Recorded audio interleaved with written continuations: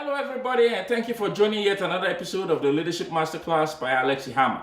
In today's episode, I want to talk to you about personal leadership. Now, that's not what you hear often. Whenever we hear leadership, we hardly hear the word personal. But what a lot of people don't know is for leadership to be effective, it must first be personal. For leadership to be effective, it must first be personal. What does that mean? That means you know yourself so well. You know your strengths, your weaknesses, your opportunities and threats. You understand your likes and dislikes. You understand what ticks you off. You know, like literally how to manage yourself, self-control, in such a way that you hardly get ticked off. You hardly, when you see people on the highway or people in places, public places, and they get so angry quickly, is because they haven't mastered personal leadership. And for you to actually move to stage number 2, which is managerial leadership, and then to supervisory leadership, and then to executive leadership, and finally the 5th level, which I talked about in my book, the global leadership, you must first and foremost be a master of yourself. Self-leader. You must first be a self-leader before you can attempt to be people leader. The challenge we're faced with today, which you will agree with, is we have people in places of authority that cannot even control themselves. We have people in places of authority that don't know themselves. We have people in places of authority that have no idea who they are. And yet, they're in charge of other people. That's the recipe for disaster in leadership. So, 5 stages I talked about: personal leadership, managerial leadership, supervisory leadership, executive leadership, and global leadership. In this course, in this particular one you're watching, I'm going to talk to you briefly about personal leadership. Now, I'll be taking a lot of the content from my book, Welcome to Greatness. Now, the book is almost 200 pages, but broken down into 3 sections, 3 phases I call them, and that is self-discovery, self-awareness, and self-actualization. Those are the 3 stages of personal leadership. Stage number 1, self-discovery. What does that mean? You gotta discover who you are. You gotta know yourself. We have over 150,000 people in 45 nations at the School of Greatness, and I can tell you, 80% of the people we had to work with to discover themselves, in fact, is a prerequisite.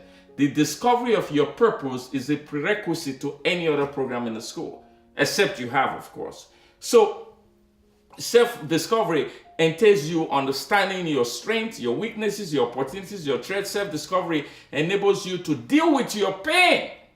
Like, we take you deep down into yourself, deep dive into who you are, to discover the pearls and the gems that you likely didn't even know exist within you. A lot of the time, most people complain. They complain, they blame, they make excuses.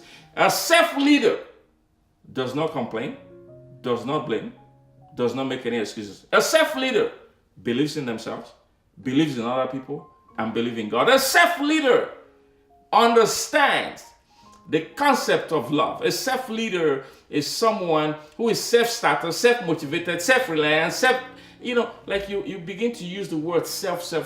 Now, the second stage of, personal leadership, as I wrote in the book here, is self-awareness.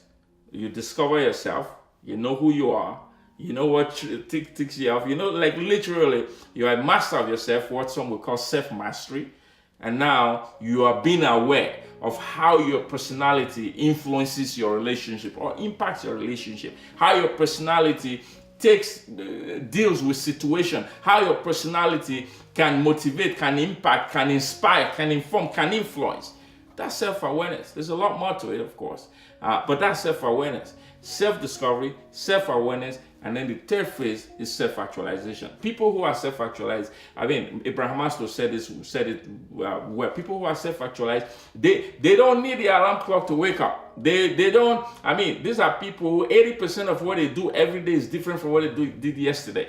They continue to achieve. They are what we call high achievers. Like, these are people that are peak performers, people who are excelling, whether at work or play, whether even in their spirituality. They are not perfect.